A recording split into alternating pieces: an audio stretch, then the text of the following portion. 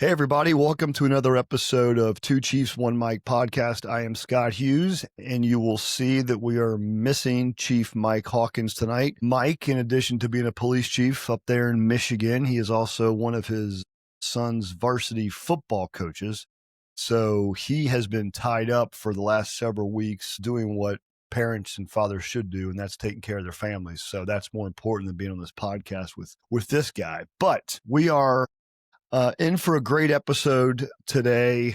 I came across an article on LinkedIn written by Jim Cook, and the title of the article was The 1 Hour Rule: Why Public Safety Leaders Need a Tech-Free Morning Routine. And as soon as I saw that title, I said to myself, I was like, guilty, because I don't know about you all, but the first thing that I do when I get up in the morning is I check my phones. That's with an S. And the first thing I do is I look at my work phone and I look to see what happened in the overnight hours. And I know that I probably shouldn't be spending so much screen time. I knew it going to bed wasn't good for me, which is why I bought the blue light blocker glasses. But I never thought about the effects when I wake up. So Jim just wrote this article, or it was published, 2 or 3 days ago. And I immediately sent him a message on LinkedIn and said, hey, brother, you don't know me. I don't know you, but this article is awesome. And I think Chiefs would love to hear about what you cite in this article. And he replied almost instantaneously, and boom, here we are. So, Jim, if you wouldn't mind, we take a few seconds or a few minutes, whatever time you need, and just kind of tell the audience a little bit about yourself, and then we'll get into this article. Sure. So my name's Jim Cook. I'm the Assistant Chief of Police for the Amtrak Police Department, which a lot of people probably watching this don't really know what it is and what we do. We are a unique agency, a national police department. We've got 431 officers in 46 states. So as you can imagine, it's trying at times, and particularly with this concept that we're talking about here, it's the amount of information that's coming across at all times. And for me, with the National Police Department, my job is to run the day-to-day operations of the department at my level. And when I go to bed at night, California's still very much awake and very much having some of the issues that we deal with. So for me, it's a constant state of readiness. Even now, it's 5 o'clock in the East Coast, but I'm still thinking about what's going on at 2 o'clock back west. Been doing this now. I've been with Amtrak for 20 years. So this is my 20th year with the police department. Love it. Love everything about it. Get the opportunity to meet a lot of folks across the country and really to learn about it and learn what they do and meet chiefs from all over, including now. Well, that's awesome. So you work for Amtrak Police Department, and I hadn't thought about that, but yeah, you run all the patrol. That's a heavy lift, and you're based on the East Coast. Is that right? I am. I'm in Washington, D.C. If you look out the balcony in my office, you can see the Capitol. Very cool. Very cool. So what got you into sleep study or sleep research, and what led to this article? Well, for me, this kind of started a few years ago. So before I came into my current role, I was actually a commander of our intelligence unit. And again, with the national scope, with counterterrorism concern, the information just constantly flows. I mean, on any given day when I was in our intelligence unit, I was averaging anywhere between 3,000 and 4,000 emails a day. And the information all over international. I'm on a couple of counterterrorism working groups overseas. So my natural instinct when I was in the intelligence unit was every night to go to bed, make sure I know I'm up to date on everything that's going on that has any impact on our organization. And the second you wake up, you roll over, grab the phone, you look at the phone, and you start scrolling through what happened here, what happened here, what happened here, what happened here. I was all fine and dandy when I was just in the intelligence unit because I'm getting myself prepped for the day. I had a chief who at the time was he was an early riser too. He always had a lot of questions. He also came out of Intel at one point. So we were on the same page. Now, getting into operations and getting back into operations 5 years ago, I quickly realized within the first year that this was no way to go through life because I'm starting to look at all the nuances rather than just looking at intelligence. I'm looking at how many uses of force do we have. Amtrak, kind of a weird agency. Amtrak trains kill anywhere between 7 and 8 people a week across the country. We just trespass or strike people. You think about it, getting on train tracks, suicides. All the information is there. And the first thing I would do in the morning, I'd be waking up and I'm an early riser. 4 in the morning, before I do anything, pull up that phone and start reading through. Now, for me, the stress level starts to instantly increase. It's like, we had a use of force here. What did we do right here? We're in the media here. All those things are starting to pile in before you ever get out of bed, before your 2 feet hit the floor. And you really, for me, started to become a wellness thing where the stress level is just up. By the time I would get into the office at 7:30, 8 o'clock, I'm already in a bad mood. I'm already Right. got in my head, who am I calling about what happened there? Even if we did a good job, it's all the things, where the questions going to be coming from. So all that really just for me started things on a bad day. And about 2 years ago, I'd seen this article with Jeff Bezos, and I was thinking about it. Like, here's a guy who's a self-made billionaire, going to be a trillionaire at some point. And it's this 1 hour rule. And it's this idea that when you wake up in the morning, you shouldn't start your day with all the things that have happened the night before. And I thought, well, that's an interesting concept.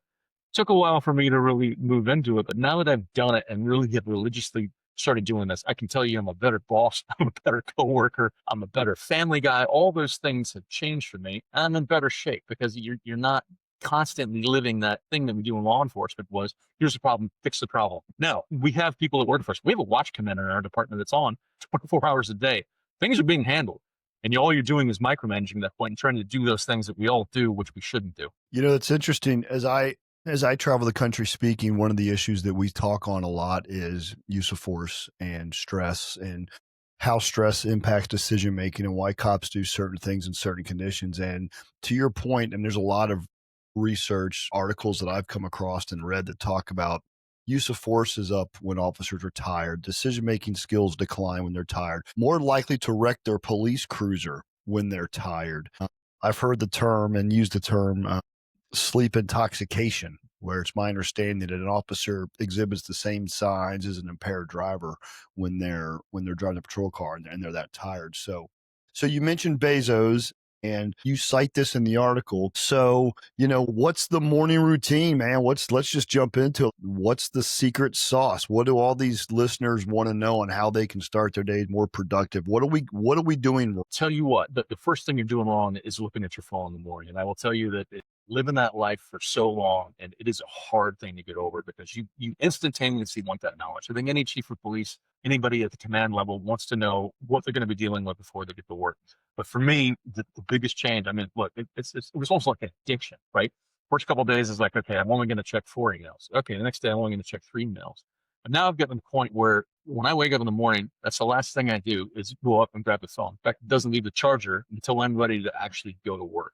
Now, again, we're all cops. We all need to know when something's going on. The change for me was just sliding that thing over. No notifications from text or emails. And the command staff knows if there's an issue, they got to call me. Call me, wake me up. I'm available 24/7 like we all are. But if it's a serious issue, they're going to call. For me, after that, it's moving on to something. I go down and get on the treadmill. I usually run 4 or 5 miles almost on a daily basis. And That's my awesome. headspace there is either watching stuff that's going on in the night, flip on the news, but you're digesting it differently. You're not digesting it as in something's happened and I need to get a response. You're actually taking in information. After that, my routine moves on to eating breakfast and reading. And I think one of the things I put in the articles, I've started doing a lot of the reading that I do and the research that I do about leadership then. And what studies have shown in that first 90 to 120 minutes that you're awake in the morning is your cognitive focus, your cognitive abilities are the best there at any point in the day. You're hyper focused and you're retaining a lot more. And I can tell you that just from doing this and going through academics and all the programs, that my retention level and the things that I'm reading in the morning that don't have anything to do with work, influence work, are sticking a lot better than they ever have before because you're not in that work cycle where there's these problems that are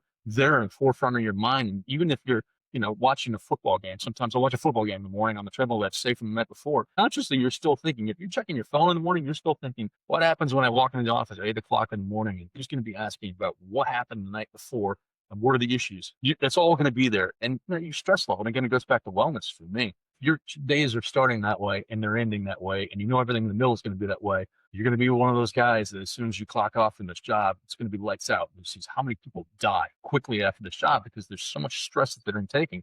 And this, for me, was one of the easiest ways to take that stress out of the equation for what is really found medically to be the most important time of the day. So what time does your day start? Me, typically 4 a.m. 4 a.m., I'm usually up, even if I don't set an alarm, I just wake up at 4 a.m. And I'm just kind of in that rhythm now where I wake up and typically, I'm getting old. I go to bed at 8 o'clock at night, which is, it's embarrassing, but it is what it is. 51 years old, I go to bed at 8 o'clock at night. I'm up at 4 in the morning. There's 8 hours. If I get an 8 hours sleep, that's actually great. Now you mentioned in your article that you don't drink coffee. I never have. I could never get into it. It's the taste thing for me. So what have you found through your research about caffeine intake, if you have, I should say, with respect to caffeine intake upon waking? I've heard different things that, you should drink right away in the morning, get up, get going. Recently heard where, it may be best to wait 60 to 90 minutes before you consume caffeine before that's actually, I'm not that smart, so bear with me, but that's Yeah, where your body's the best to absorb it and you're going to see the most benefits from it. So I don't know. Do you have an opinion on that? I can tell you that for me, I haven't researched it, but personally, and I've found this lately, that for me, the exercise, you don't need the caffeine. If you're getting that adrenaline right in the morning, that's going to carry you through until later in the morning.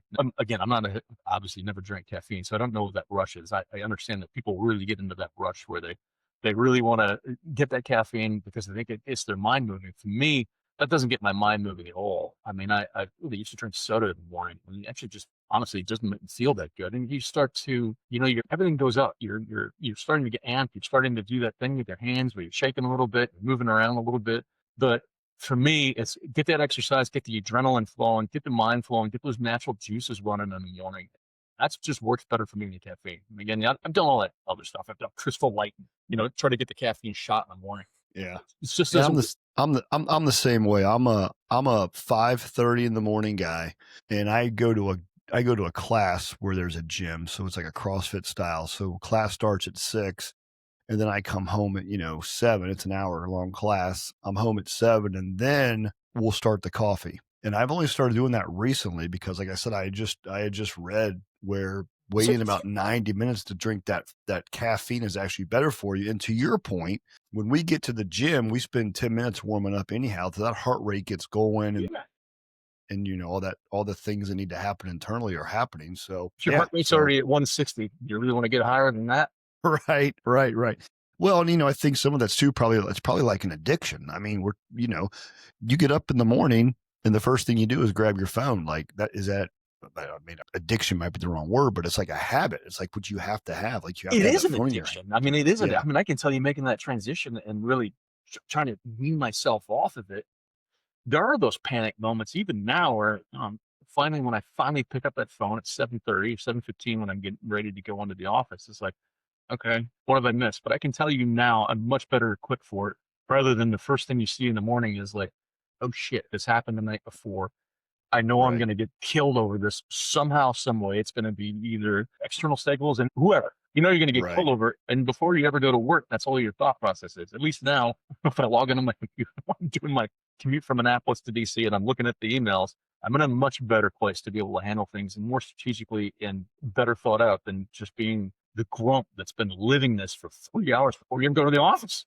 Well, and you think about like if like for me, I have my kids are younger, so they still get transported to school in the mornings. But you think about if it's my day to take the kids to school and I've been up on my phone and I already know what I'm getting ready to walk into, I am probably not being a good father to No, them kids on the take it way to out on everybody around you. And even if you're not taking it out on them subconsciously, you're not there. You're just not. You're worrying right, about what you're walking into. And then, like I said before, for me, it was getting into the office. And if you walk in the office and you're pissed off or you're stressed out already, your staff feels it. Right? You can put on the bravest face in the world. They don't know what happened too. Everybody's reading the same stuff. But if you walk in there and you're the leader and you're the one that's good exuding point. this, just Yeah, everybody, that's a great point. the whole organization takes it. That's a great point. My assistant chief, when I told him that I was bringing you on the show tonight, he started chuckling. He's like, the first thing I do when I get up in the morning is I hit the work email and I look for, we call them shift recaps. He goes, and I click on the shift recap and I start going through the log to see what's happened the night before. And he said this to your point. He's like, it doesn't matter if I look at it at 6 a.m. or if I look at it at 8:05 a.m. It still happened overnight. I'm not changing anything. He's like, he said, I felt like it's more of, I want to prepare myself. Well, to your point, you've lost 90 minutes or so of your day worrying about something that's going to be there 8:05. And it's not going to make any difference whether you see it at 6:30 or 8:05. The incident's occurred. It's over. Now, I'm sure there's probably some people listening saying, yeah, you don't know my city manager. You don't know my mayor. And, it's probably a different episode and you're right. But at the same time, I'll see it when I see it. Yeah, you'll see it when you see it, and you'll be better prepared to answer the question. To your point Right. about your assistant chief, that's another great point about this too, is if you have trained your staff and coached your staff as to what your expectations are, if the first thing you're doing at 4 in the morning is reading about what they've done in the middle of the night and automatically second guessing them, you're already developing a culture It's toxic. It's toxic in the workplace. You're not leading at that point. You're micromanaging to a point that's, it's damaging to their long-term growth. And, you're exactly the other point too. You made it about your city manager or whoever. I work in an environment where I work for a company, Amtrak, but, we have stakeholders, United States Congress, Department of Transportation. There's going to be questions that you have, but, they're not, if it's something serious to the point where they're waking up to, trust me, they're calling you on your phone. All the little minutiae, the uses of force, all those things that they don't really get into that you think are the biggest thing in the world are still going to be the biggest thing in the world at 8 o'clock. Right. And you kind of answered this, but one question I had to ask you was, how has this impacted your leadership style? I think it feeds into the rest of the things that I think is progressive leaders and law enforcement. And we're all trying to get to that point where having that trust in staff, being that servant leader, giving their staff the resources and tools to be successful, and then getting out of the way and letting them do their jobs. For me, that's been extraordinarily helpful because I'm not sending emails at 5 a.m. say, why did you do this? What happened here? And waking guys up. And again, in my situation where I'm dealing with 4 time zones, I'm waking up at 4 a.m. I could be emailing the poor commander from Northern California. It's 1 a.m. That's true. Right? Yeah, They're just finishing their day, and you're hitting them with these things. If you've trained your staff the right way and they know your expectations, you're a much better leader because you're getting out of their way. You're getting out of their way, and they don't have that ping in their stomach when they're waking up going, oh, the assistant chief's been awake for a couple hours now. What's he going to think about what I did last night? And the first thing they had when they roll over in the morning is they pick up their phone and say, what did I do? Yep. Yeah. It's terrible. It's toxic. And it's not good for your wellness. It's not good for your staff. It's not good for their subordinates. So we're doing no devices for an hour. We need to get up. We need to get moving, treadmill, go to the gym, read a book. Read an article, do those things that you can't do now. If you're living the life where your work is your work 24/7, you don't have time to do those things. And as leaders, how much has changed the leadership in your career? I mean, the way it's 20 years for me, and I've been in a command level for 11 years. And I can tell you the way I operate now is significantly different than 11 years ago. A lot of that's because I had time to do the research and learn and talk to guys like you and learn what makes you successful. If you're living your life second to second, call to call, you're not going to get there. Right. Yeah. Jim, I think it's awesome. I think it was a great article. You go in a little bit more there, but I think we hit the highlights. I wanted this to be, because Mike couldn't be with us tonight. So I needed to do just a quick hit on some items that folks can take with them to make them better leaders. And I think this is perfect. Put that phone away, get up, enjoy your morning, spend time with the family. What happened overnight is going to be there when you get into the office. I think it's a great point about the lowering the stress that you probably even realize you're showing when you're reading that email, just reading about the calls for service or whatever. It's time away from the family or your spouse or whomever. So I'll turn it back over to you. Any closing comments, anything you want folks to share? I think what I can do, if and I always try to remind, especially leaders, that you need to have a LinkedIn profile. Oh, yeah. You can lock it down as much as you want, but you need to have a LinkedIn profile. I shared this to my LinkedIn profile. Awesome. It's obviously on your page, Jim Cook, and then we might be able to link it to in the show notes, so folks that maybe want to read the entire article. And then there's also some references on there. Yep, some great references, some psychology, and by no means am I the intellectual that understands a lot of the social psychology and personality disorders that go into these things, but there's a lot of really interesting reads that reference in the article. And to your point, if you don't have a LinkedIn profile now, particularly if you're trying to grow your career, you're dead in the water. Yeah. This particular article, if anybody's interested, I read a newsletter every 2 weeks called Coaching Guardians. It's all about just leadership. And for me, very good. That's one of those ways that I keep things interesting by just kind of sharing what I've learned and seeing some unique things out there. So if you want to see it, log on. Happy to have a subscriber anytime and talk to anybody. We'll put that in the show notes too.